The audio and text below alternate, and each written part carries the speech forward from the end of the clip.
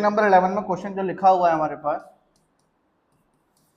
Integration of x cube plus 5x² minus 4/x² dx। मैंने बताया था कि बड़ा आसान काम है इसको करना, इसको बस सिंप्लीफाई कर लो, अलग अलग कर लो। अगर डिनोमिनेटर में कोई सिंगल नंबर है तो उसको सबके पास लेके जाओ। जैसे मेरे पास x² लिखा हुआ था, इसको अगर मैं चाहूँ तो x³ बोल सकता हूँ।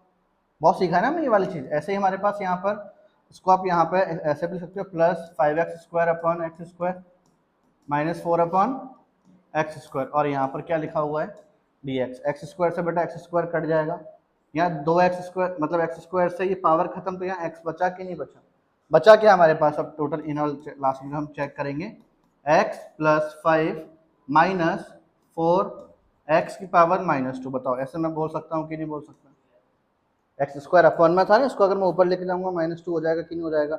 अब यहाँ पर हम क्या करेंगे, इंटीग्रेशन में क्या होता है, जैसे हम डिफरेंशिएशन में करते थे, हमारे पास डिफरेंशिएशन में क्या होता था, जैसे मेरे पास लिखा है 2x² + 5x, तो मैं क्या करता था, इसका भी डिफरेंशिएशन करता था अलग से, इसका भी डिफरेंशिएशन करता था, हम लोग को डिफरेंशिएशन का आंसर मिलता था।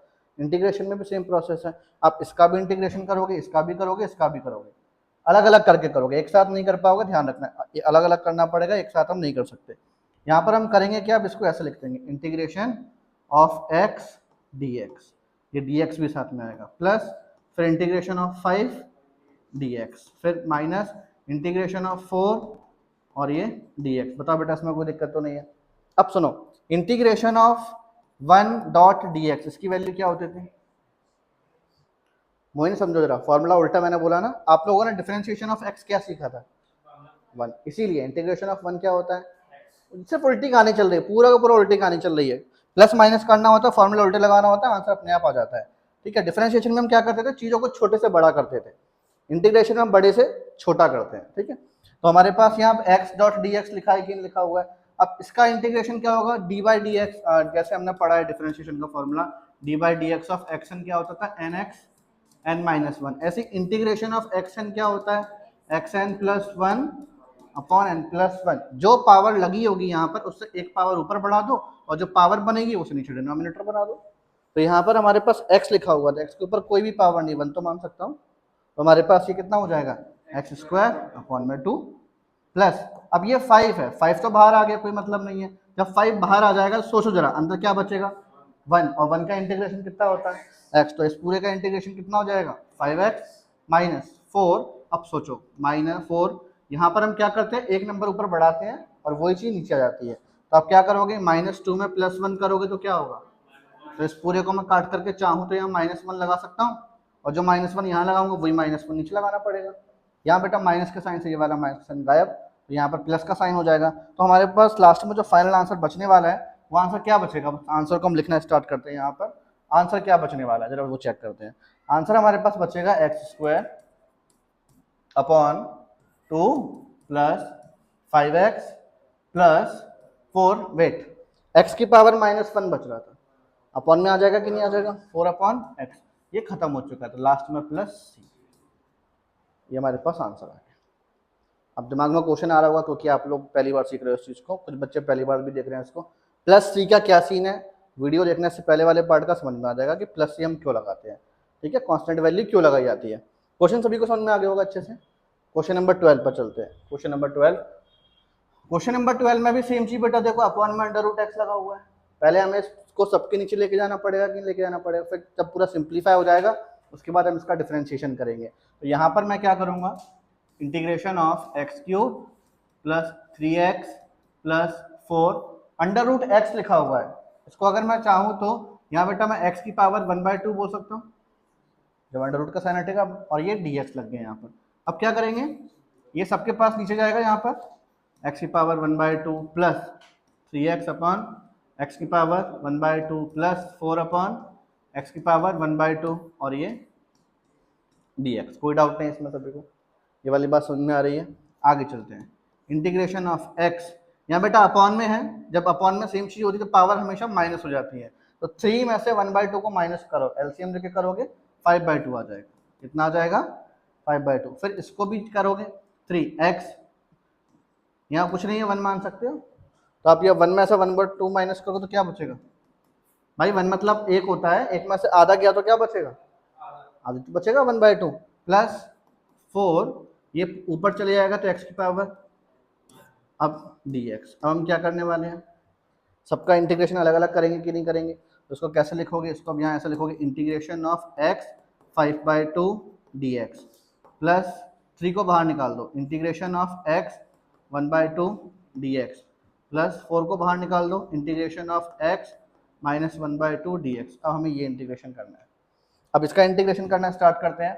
जब इसका इंटीग्रेशन करेंगे तो देखो ध्यान से, यहाँ बेटा इंटीग्रेशन का फॉर्मूला फिर से एक बार बता रहा हूँ, इंटीग्रेशन ऑफ xn होता है xn + 1 अपॉन n + 1। सिंपली बस जो क्वेश्चन में पावर लगी हुई है उस एक पावर को बढ़ा दो और जो पावर में लिखा है उसे सेम चीज को नीचे डिनोमिनेटर बना दो, हमारा इंटीग्रेशन हो जाता है। तो अब इसमें हम यही करने वाले हैं। यहाँ मैंने देखा कि x की पावर 5/2 है, तो क्या करोगे 5/2 में +1 करोगे और जो कुछ आएगा वो नीचे आ जाएगा कि नहीं आ जाएगा, मैं डायरेक्टली प्लस कर दूं, 5/2 में +1 करोगे 7/2 आ जाएगा। एलसीएम लोगे कि नहीं लोगे, 2 1 2 +1 करोगे तो 7/2। कोई दिक्कत तो नहीं है ना इसमें, कंफ्यूज तो नहीं होगे ना सर कैसे आ गई चीज, हमें समझ में नहीं आ रही। 7/2 और जो बेटा पावर बनती है उसको हम क्या बना देते हैं, डिनोमिनेटर। वेरी गुड, ये 7/2 हो गया। फिर प्लस का साइन, 3 बाहर लिखा हुआ है पहले का, इसको हमने बाहर लिखे रहेंगे 3। उसके बाद आगे देखो x की पावर 1/2 है, प्लस कर दो 1/2 में 1 प्लस कर दो, वेरी गुड 3/2 और नीचे क्या आएगा फिर 3/2। उसके बाद प्लस 4, x की पावर -1/2 प्लस करोगे 1/2 बचेगा, तो x की पावर 1/2 अपॉन में 1/2। इसमें कोई दिक्कत तो नहीं किसी को। अब जरा चेक करो आगे। अब हम यहाँ पे काटा पीटी करने वाले हैं, 3 से 3 कटेगा कि नहीं कटेगा, और कुछ नहीं कट रहा। हम लोगों ने बचपन में बहुत सीखा हुआ है कि सबसे नीचे वाला नंबर सबसे ऊपर जाकर मल्टीप्लाई होता है।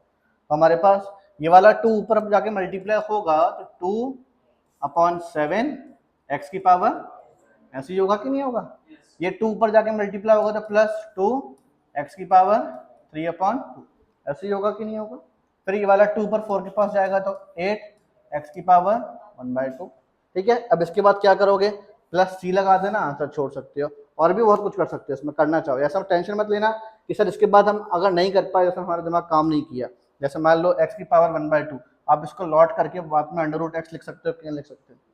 और मान लो तुम बाई चांस लिख नहीं पाए तो नंबर नहीं करते, और फिर भी नंबर कट गया तो मान लो तुम्हारी बहुत बुरी किस्मत थी, आधा नंबर कट सकता है 0.5, मतलब बहुत रेयर केस में तुम्हारा दिमाग काम कर रहा है, तुम्हें याद तो बिल्कुल लिखना है। मैं तो ये बोलूंगा, ये सभी अपने को समझ में आ रहा है कि x की पावर 1/2 क्या होता है, √x होता है, तो उसके ऊपर √x लिख देंगे। तो 2/7 7/2 +2 x 3/2 +8 √x। क्या छूट गया इसमें बताओ, शाबाश, +c। This is the answer. समझ में आ रहा है इंटीग्रेशन में क्या चल रहा है। ठीक है, क्वेश्चन नंबर 13। क्वेश्चन नंबर 13 मतलब देखो ऊपर हेडिंग भी लगी हुई है कि 6 से लेकर 20 तक सारे क्वेश्चन में इंटीग्रल निकालना है। 6 से लेकर 20 क्वेश्चन में सारे इंटीग्रल निकलेंगे, इंटीग्रेशन ही करना है इसमें हमें।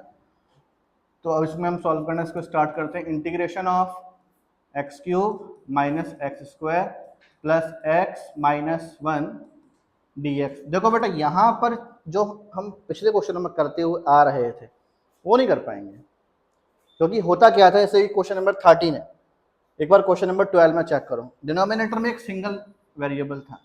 क्वेश्चन नंबर 11 को भी चेक करो, डिनोमिनेटर में एक सिंगल वेरिएबल था, जिस वजह से हम इसको अलग अलग डिवाइड कर पा रहे थे, बट इसमें ऐसा नहीं है, इसमें नीचे खुद 2 नंबर आ चुके हैं। तो अब आप इसमें एक काम कर सकते हो, अगर आपको ऊपर कहीं x - 1 मिल जाए तो आप इसको काट सकते हो, वरना फिर आपको इसको डायरेक्ट इंटीग्रेशन करना पड़ेगा।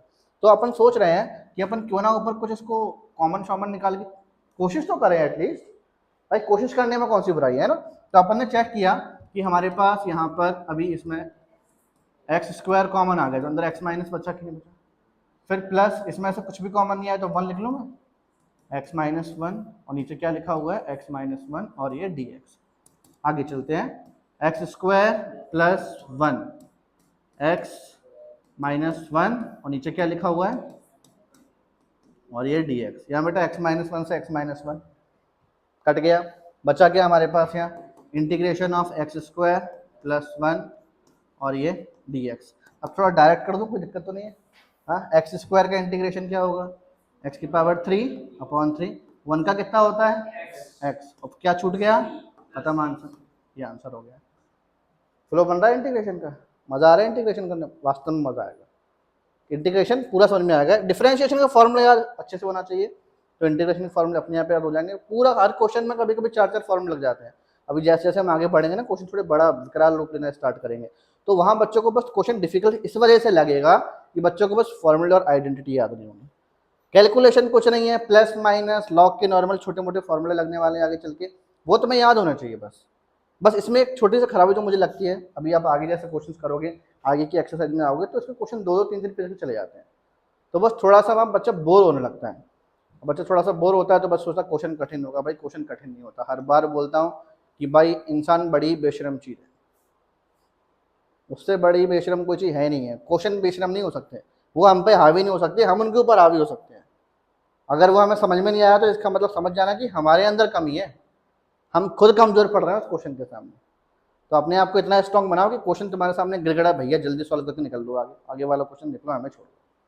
अपने आप को इतना स्ट्रॉन्ग बना लो, ठीक है। क्वेश्चन नंबर 14 पर आते हैं बेटा। क्वेश्चन नंबर 14, ये तो आंसर हो गया शायद से, नहीं 1 माइनस ये अंडर रूट मुझे दिखाई नहीं दिया, थोड़ा सा अंडर रूट लगा हुआ है बेटा इसमें। अंडर रूट को हम क्या लिख सकते हैं, 1/2 पावर बना दें इसको, पावर 1/2 बना देना, 1 माइनस एक्स और एक्स की पावर 1/2 और dx। अब इसको बेटा अंदर मल्टीप्लाई कर दे ब्रैकेट से, तो सोचो जरा, x की पावर 1/2 का मल्टीप्लाई जब मैं 1 से करूंगा तो x की पावर 1/2 आएगा कि नहीं आएगा, ठीक है। फिर माइनस का साइन, x की पावर 1/2 का जब बेटा मैं x से करूंगा, देखो x के ऊपर खुद एक पावर 1 होती है कि नहीं होती है, तो 1 + 1/2 करोगे तो 3/2। अब बेटा मुझे इसका इंटीग्रेशन निकालना है।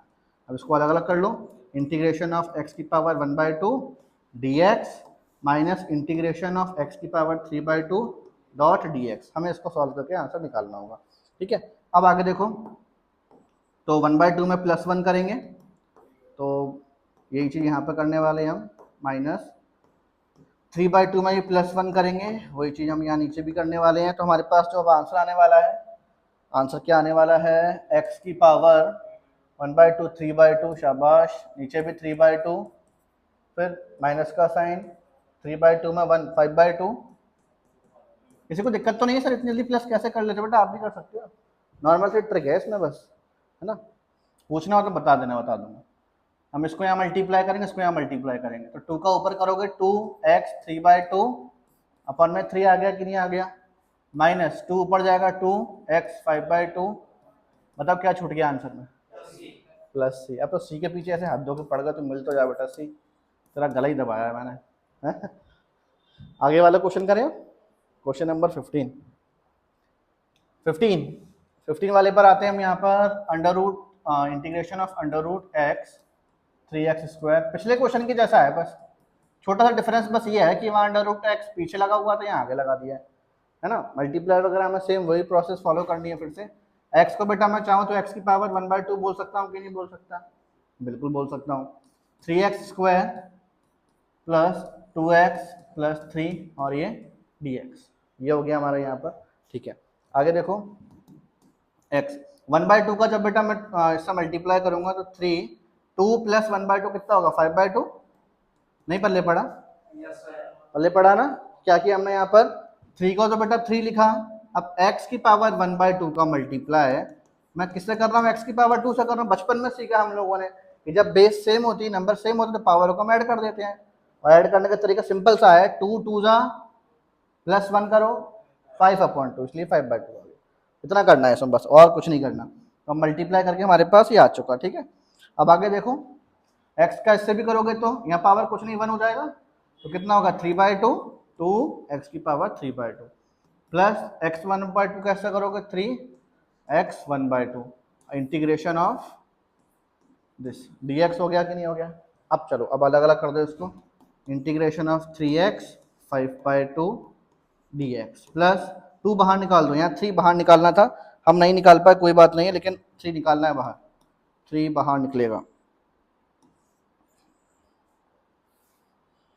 देखो 2 बाहर निकलेगा बेटा, इंटीग्रेशन ऑफ x की पावर 3/2 dx, यहाँ 3 बाहर आ जाएगा, इंटीग्रेशन ऑफ x की पावर 1/2 dx। आगे करोगे मैं करा दूँ, अब तो आंसर हो चुका है वैसे भी, है कुछ बचा ही नहीं उसमें। 3 को 3 छोड़ दो, x की पावर 5/2 + 1 कर दो, 2 एकम 7/2 अब 7/2 प्लस 5/2 नीचे 5/2। अब तो स्पीड में आ रहे हो बेटा तुम लोग। यहाँ x की पावर नीचे भी 3/2, 3 से 3 कट जाएगा। कुछ और कट रहा है? नहीं कट रहा ना। ऐसा क्वेश्चन तो अभी मुझे लगता है शायद हमने थोड़ी देर पहले भी किया था, उसमें भी शायद सेम नंबर आ रहे थे कुछ इस तरह के। 2 ऊपर चले जाएगा तो 6/7, x की पावर 7/2, फिर प्लस 2 2 जा 4/5 और x की पावर 5/2। उसके बाद प्लस 2x की पावर 3/2। ये लिखा हुआ हमारे पास, क्या छूट गया?